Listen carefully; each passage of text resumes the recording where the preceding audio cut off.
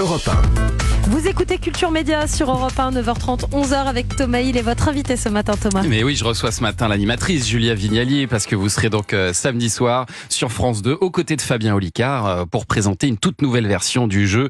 Tout le monde joue avec la mémoire. Alors qu'est-ce que vous avez changé par rapport au premier numéro que vous aviez présenté en février ? Eh bien, écoutez, on a déjà, alors je tiens à le dire, c'est enregistré. La première fois, c'était du direct. Là, c'est enregistré.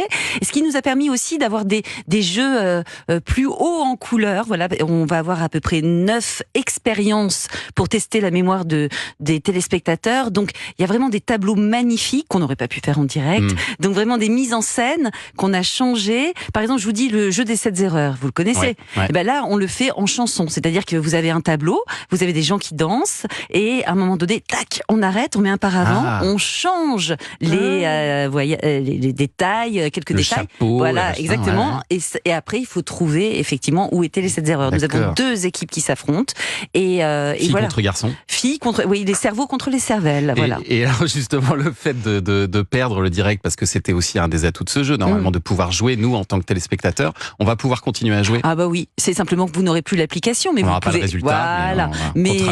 Mais exactement, vous comptez vous-même les points et ça reste vraiment interactif parce que l'idée c'est que les téléspectateurs, quel que soit leur âge, puissent jouer avec nous. Et l'idée en même temps de ces changements, c'était de sortir un peu du quiz classique, question-réponse, de rendre le jeu moins répétitif, de faire davantage bouger aussi les invités. Ce que je vous disais, plus de mise en scène, plus de divertissement, si on doit être tout à fait clair. C'est beaucoup plus fun et on s'amuse beaucoup. Franchement, c'est vachement chouette. Bon, et puis alors, si j'étais vous, je serais devant ma télé le samedi. Ah, mais c'est sûr. Mais c'est ce qu'on va faire. Alors, c'était aussi pour répondre à un premier numéro qui avait pas très bien fonctionné. 7,5% du public sur France 2, mais c'était un mardi soir. Et bien voilà. Alors là, vous passez au samedi soir. C'est sûrement plus favorable au quiz. On le voit avec Cyril Ferraud, notamment, qui marche bien sur J'imagine. Alors moi, je connais pas les secrets de la programmation. D'ailleurs, si même les programmateurs le savaient, ils programmeraient encore mieux.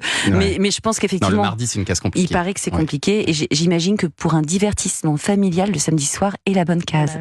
Je crois. Et alors, il faut expliquer, Julia Vignalier, que c'est une émission sur laquelle vous avez succédé à la présentation, un petit animateur qui monte bien, qui s'appelle Nagui, qui reste producteur du jeu. Donc c'est lui qui vous a choisi pour relever ce défi de le remplacer. Et oui, c'est Nagui qui m'a choisi. J'en étais très fière.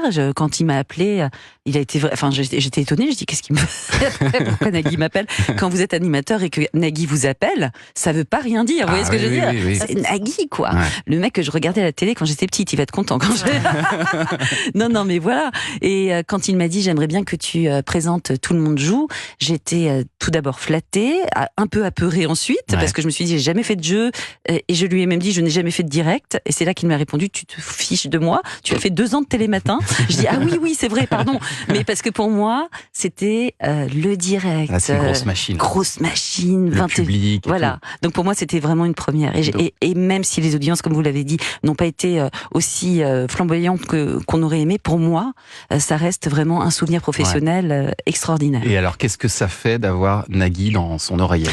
Eh ben c'est génial, on vit ensemble, on partage l'émission. Nagui est très actif à l'oreille, et j'aime beaucoup parce que j'ai le meilleur du jeu, voilà, j'ai le meilleur producteur de jeu à l'oreille, et comme moi je suis une jeune animatrice de jeu en tout cas, c'est pour moi la meilleure des formations, donc je lui suis très reconnaissante de me suivre à ce point jusque dans mon oreille. Qu'est-ce qu'il vous a donné comme petit conseil ? C'est sur le rythme, le jeu c'est du rythme je crois, hein. C'est sur le fait d'enchaîner, et puis de temps en temps une vanne ou deux à l'oreille, et que je prends bien volontiers parce que c'est très drôle. Bon, et puis visiblement France 2 mise sur vous en ce moment, Julia Vignalier, puisqu'on vous retrouvera aussi à la présentation de Voix de Stars. Alors ça, c'est un nouveau divertissement qui mettra en lumière des sosies vocaux, c'est ça ? Exactement. Racontez-nous un peu comment ça va se passer. Alors, ça s'est déjà passé puisque je l'ai enregistré, donc je peux bien vous en parler. L'idée, c'est d'élire le meilleur sosie vocal. Alors, il faut qu'on se mette d'accord sur ce qu'est un sosie vocal. Ça n'est pas une personne qui ressemble physiquement à l'artiste dont il est question. C'est une personne, quand vous fermez les yeux, par exemple, quand je parle, je suis le sosie vocal. vocal de Julia Vignali. Mais faites je pourrais hyper aussi être le sosie vocal de Amy Winehouse si je chantais. Vous voyez, donc l'idée, c'est on ferme les yeux et on peut imaginer que la personne est réellement l'artiste. Donc c'est sur ça qu'on va jouer. C'est quoi la différence avec un imitateur? Alors justement, un imitateur pourra imiter plein d'artistes. Un sosie vocal ne sera le sosie vocal que d'un seul artiste. Le plus connu, c'est Jean-Baptiste Guégan, qui est le sosie vocal de Johnny Hallyday. Exactement. Et Jean-Baptiste Guégan, à ma connaissance, ne fait pas d'autre voix que celle de Johnny. Donc là, c'est on va avoir ça. un Claude François, une Dalida, un Serge Lama, une Amy Angèle. Winehouse, une Angèle. Enfin, c'est voilà. Et puis avec des répertoires aussi peut-être plus modernes que ceux des sosies en général. Ouais. Donc moi, je trouve que c'est un super concept. Avec des jurés qui n'auront accès soit qu'à l'image, soit qu'au son de la Exactement, performance. c'est ça, c'est ça la mécanique, c'est que parfois ils ne pourront pas entendre la prestation. Donc juste deviner comme ça en le voyant. En voyant avec la gestuelle, et parfois ils ne pourront pas voir, exactement. Et donc ils ne pourront qu'entendre, et c'est hyper intéressant. Il faut regarder ça. Il y en a avec qui c'est facile quand tu vois Claude François faire. Tu vois, on comprend comment vous le faites. Mais Angèle, par exemple, je pense que c'est plus compliqué. Exactement. Enfin, franchement, je pense que c'est un concept qui peut fonctionner. Ça, vous l'avez enregistré il y a quelques semaines, mais alors ce sera diffusé seulement en juillet, c'est ça? Mais j'ai pas cette info, moi. Je sais pas. J'ai lu ça quelque part. Alors, on m'a pas prévenu, mais je serai. Il y a combien de numéros? Il y a 2 numéros. 2 numéros. Je ne sais pas quand ça va être diffusé, très sincèrement.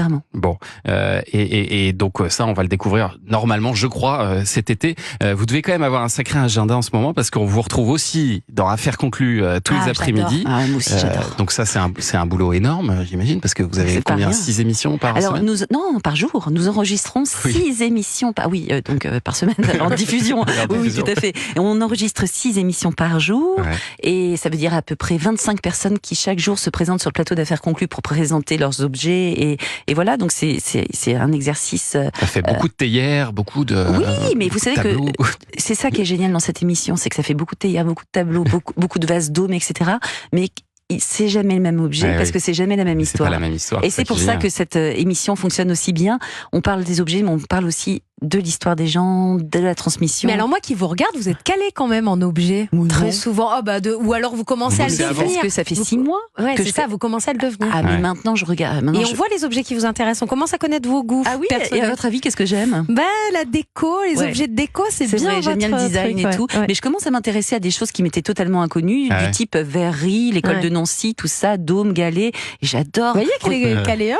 Oui, mais heureusement, au bout de 6 mois. Elle va changer la déco chez elle, vous allez voir. En tout cas, le domaine de l'objet m'intéresse, de la déco de l'objet, de l'artisanat, c'est passionnant. Ouais, ça c'est tous les après-midi sur France 2. Restez avec nous, Julia Vignali, parce que dans un instant, on va commenter l'actu des médias. Ouais, dans 1 minute exactement, le journal des médias de Julien Pichenet. On va parler notamment de la BBC, qui est une nouvelle fois accusée de discrimination. 4 journalistes estiment avoir été écartés de l'antenne de la prestigieuse chaîne anglaise en raison de leur âge et de leur sexe. On en parle dans un instant en détail dans le journal des médias. À tout de suite sur Europe 1.